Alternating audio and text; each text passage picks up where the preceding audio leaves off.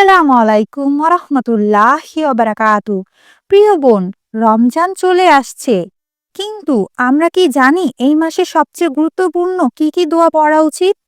শুধু রোজা রাখলেই কি হবে, নাকি এমন কিছু দোয়া আছে যা প্রিয় নবী আমাদেরকে শিখিয়েছেন অথবা বেশি বেশি পড়তে বলেছেন? হ্যাঁ বোন, এমন কিছু দোয়া অবশ্যই আছে।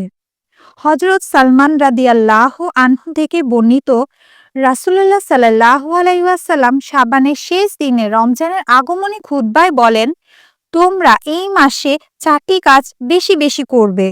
2টি কাজ আল্লাহকে সন্তুষ্ট করবে, আর 2টি কাজ ছাড়া তোমাদের কোনো উপায় নেই। বাইহাকি 3608। আচ্ছা, চলুন জানি সেই 4টি আমল। 1. বেশি বেশি কালিমা তায়েবা পড়া, অর্থাৎ লা ইলাহা ইল্লাল্লাহ। এই একটি বাক্য তাওহীদের যেমন ঘোষণা করে, তেমনি এটি ঈমানের ভিত্তি। রমজানে প্রতিদিন অন্তত 100 বার পড়ার নিয়ত করুন। হাঁটতে হাঁটতে, রান্না করতে করতে, চুপচাপ বসে এই কালেমা তায়েবা পড়া অবশ্যই একটি বড় সুন্নাহ। 2.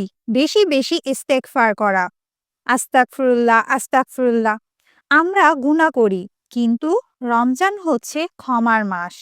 রাসূলুল্লাহ সাল্লাল্লাহু আলাইহি ওয়াসাল্লাম বলেছেন, যে ব্যক্তি এই ইস্তেগফার পড়বে, আল্লাহ তাআলা তাকে ক্ষমা করে দেবেন, যদিও না সে বড় গুনাহ করে থাকে।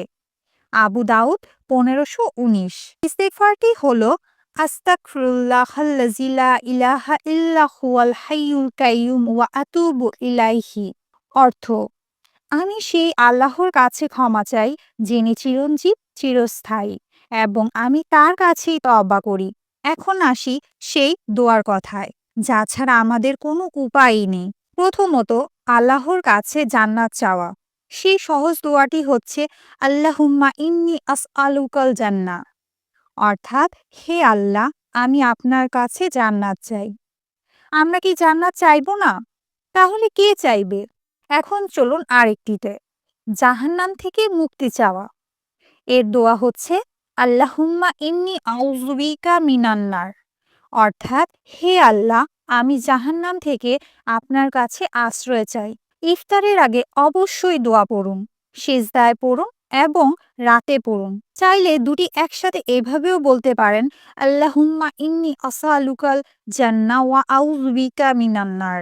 প্রিয় বোন, রমজান খুব দ্রুত চলে যায়। আমরা জানি না এই রমজান আমাদের শেষ কিনা। তাই আজ থেকেই এই 4টি আমল নিজের জীবনে স্থায়ী করে ফেলুন। কমেন্টে লিখুন, আপনি আজ থেকে কোন দোয়াটি নিয়মিত পড়ার নিয়ত করলেন।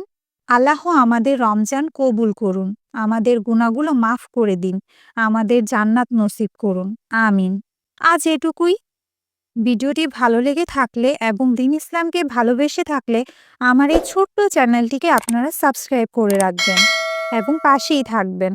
আসসালামু আলাইকুম ওরহমতুল্লাহি ওবারাকাতু। لو احنا الدم تاخن دا واستولوا الاغلينا دا